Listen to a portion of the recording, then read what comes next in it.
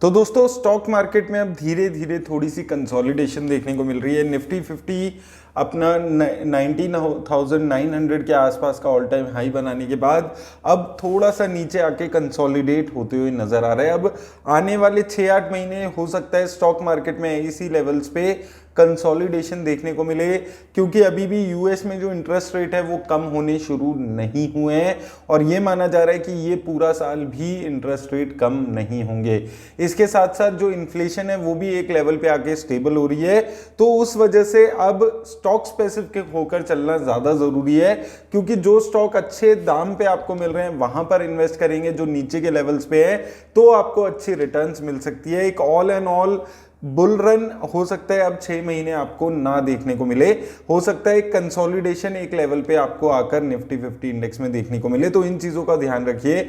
और जो अच्छे स्टॉक्स हैं, जैसे मैं हमेशा आपको बोलता हूं, अच्छे लेवल्स पे आपको मिल रहे हैं उनमें धीरे धीरे एक्युमुलेशन करके चलते रहिए। तो ऐसे ही कुछ स्टॉक्स पे आज इस वीडियो में हम लोग बात करने वाले हैं, जो स्टॉक्स अच्छे खासे लेवल्स पे अभी आ चुके हैं और जिन लेवल्स का इन पर्टिकुलर स्टॉक्स में आपको ध्यान रखना है। अब दोस्तों स्टॉक मार्केट में डायरेक्ट इन्वेस्टिंग करना थोड़ा सा मुश्किल होता है, तो अगर आप किसी एक्सपर्ट की नॉलेज की हेल्प लेकर इन्वेस्ट करना चाहते हैं तो उसके लिए एक अच्छा तरीका है इन्वेस्ट करने का पिकराइट। यहां पे आप अलग अलग जो पोर्टफोलियोज हैं उसमें इन्वेस्ट करके जो एक्सपर्ट हैं स्टॉक मार्केट के उनके साथ इन्वेस्टमेंट कर सकते हैं। जैसे कि अगर हम यहां पर देखेंगे, इनके अलग अलग पोर्टफोलियोज में से एक पोर्टफोलियो है स्मार्ट केस, ये मैनेज कर रही है वेल्थ ट्रस्ट कैपिटल सर्विसेज। तो अलग अलग जो स्टॉक मार्केट एक्सपर्ट हैं, जो ब्रोकर्स हैं, वो इसको मैनेज करते हैं। अब ये जो पर्टिकुलर पोर्टफोलियो है ये 40% अपना पैसा है ईटीएफ में लगा रहा है और 60% पैसा है इक्विटी में लगा रहा है, ताकि आपका जो रिस्क है उसको बैलेंस करके चल सके। लगभग 19.34% के आसपास की इसने रिटर्न दी है और मिनिमम 8,000 रुपए में आप इसमें इन्वेस्ट कर सकते हैं। रिस्क भी अगर आप देखेंगे तो बहुत ज्यादा रिस्की नहीं है ये, क्योंकि ये ईटीएफ और स्टॉक्स का कॉम्बिनेशन बनाकर चलता है। ओवरऑल अगर आप देखेंगे तो आपको देखने को मिलेगा कि लगभग, अगर हम इसके पोर्टफोलियो की बात करते हैं तो आपको देखने को मिलेगा कि 45% पैसा ये इक्विटी में और 54% पैसा ईटीएफ में लगा रहा है और 79% जो इसकी एलोकेशन है वो लार्ज कैप कंपनीज में है, स्मॉल कैप कंपनीज में 17% और मिड कैप में 3.32%।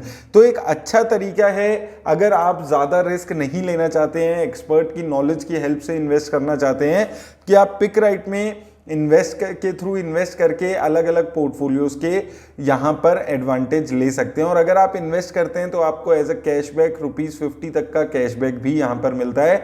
तो मैंने लिंक आपको डिस्क्रिप्शन में दे दिया, आप जाकर चेकआउट जरूर करें।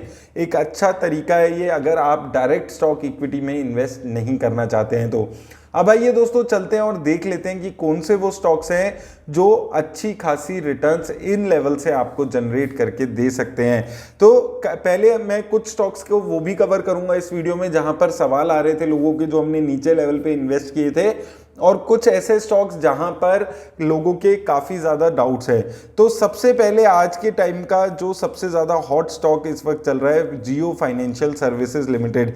तो इस स्टॉक पे हालांकि मैंने सेपरेट डिटेल वीडियो ऑलरेडी बनाई हुई है, तो अगर आप देखेंगे ये शेयर लिस्ट होने से लगातार नीचे लेवल पे जाता रहा, उसके बाद थोड़ी सी स्टेबिलिटी इसने जो फ्राइडे के नंबर्स थे उसमें यहां पर दिखाई थी।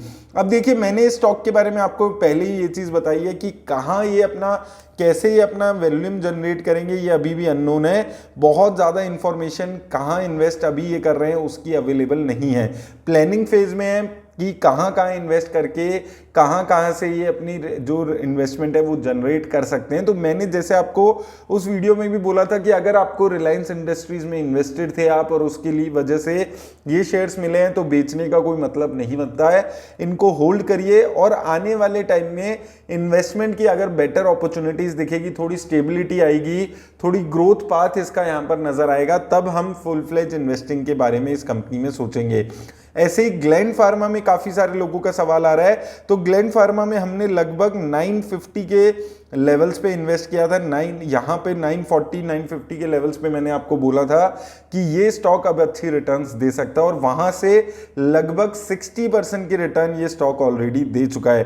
तो देखिए अभी रिसेंटली एक अच्छी खासी रनअप इसने दी है, तो अगर आपने उन लेवल्स पे इन्वेस्ट किया था तो आप होल्ड करके चल सकते हैं, लेकिन अभी फ्रेश इन्वेस्टमेंट के लिए थोड़ा सा आपको सब्र करने की जरूरत है। ऑलरेडी एक अच्छा खासा रनअप इस स्टॉक ने दिखा दिया है, तो अब इस स्टॉक के पीछे भागने का इस वक्त कोई फायदा नहीं है।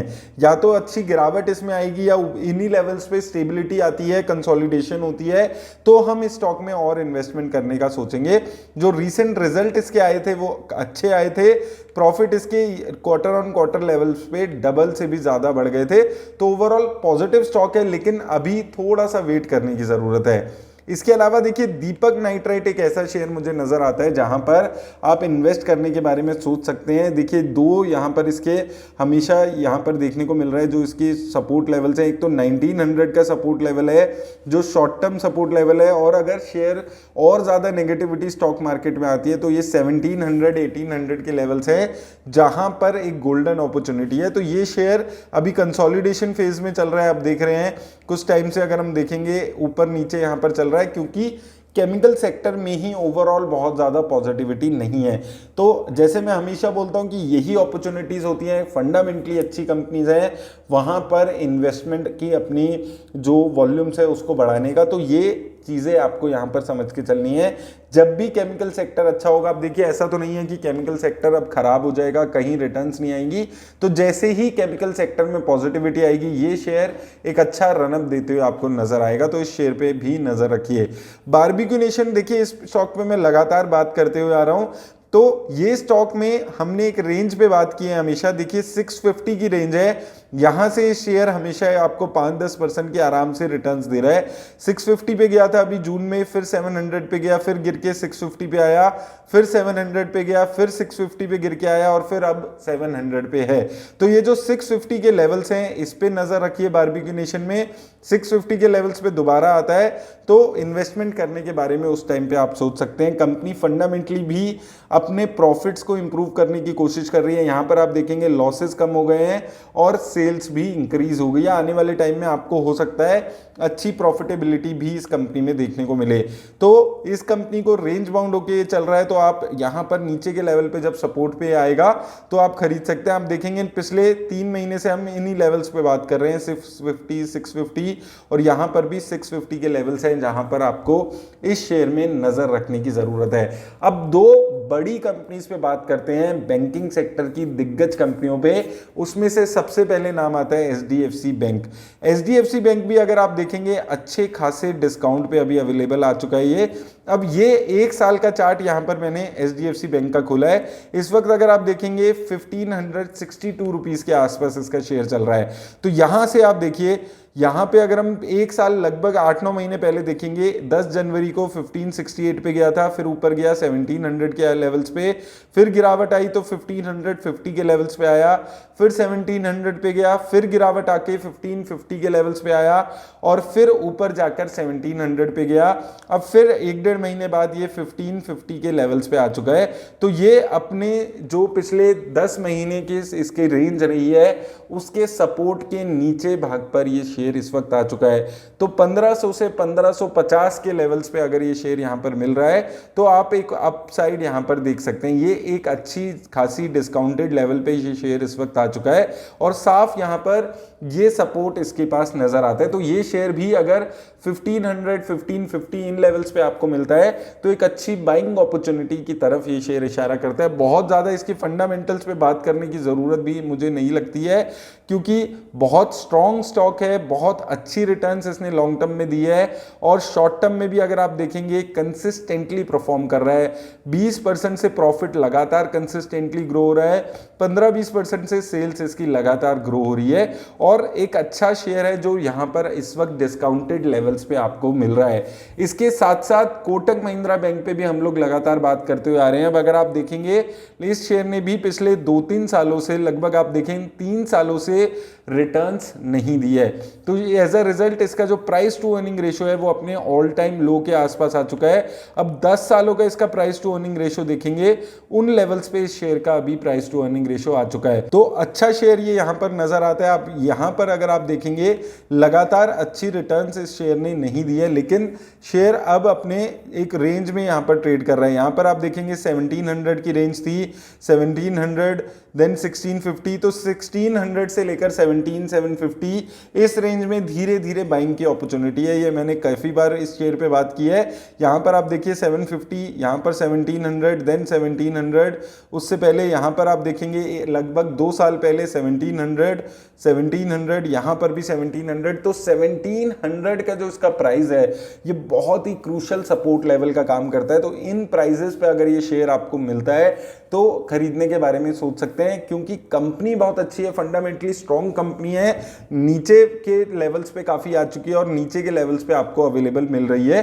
तो इस कंपनी में भी आपको नजर रखनी जरूरी हो जाती है। अच्छी खासी रिटर्न्स ये कंपनी आपको लॉन्ग टर्म में जनरेट करके दे सकती है और नीचे के प्राइस में मिल रहा है, ये बहुत ज़्यादा अच्छी बात है।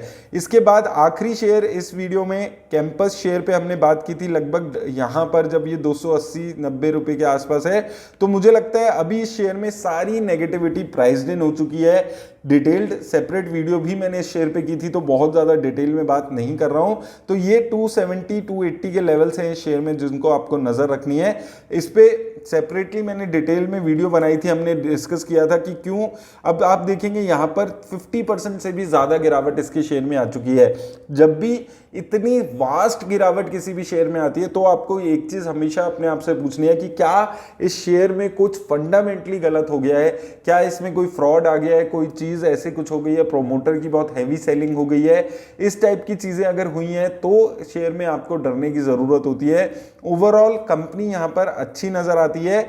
मुझे लगता है कि ये अच्छी रिटर्न्स लॉन्ग टर्म के पर्सपेक्टिव से, अगर आप 3 से 5 साल के पर्सपेक्टिव से देखते हैं तो आपको अच्छी खासी रिटर्न्स मिल सकती हैं। तो दोस्तों ये कुछ शेयर्स हैं जो अच्छे खासे डिस्काउंट्स पे हैं, सपोर्ट लेवल का यहाँ पर आपको वेट करना है और उस लेवल्स पे आपको इन्वेस्ट करने के बारे में सोचना है। लेकिन याद रखिएगा इन्वेस्टमेंट की राय ये नहीं है, सिर्फ एजुकेशनल पर्पस के लिए वीडियो में बना रहा हूँ। और दोस्तों अगर आप स्टॉक मार्केट में डायरेक्ट इन्वेस्ट ना करके एक्सपर्ट की नॉलेज की हेल्प लेना चाहते हैं तो पिक राइट का लिंक मैंने आपको डिस्क्रिप्शन में दे दिया है, जाकर चेकआउट जरूर करें। मेरी तरफ से बस इतना ही, धन्यवाद।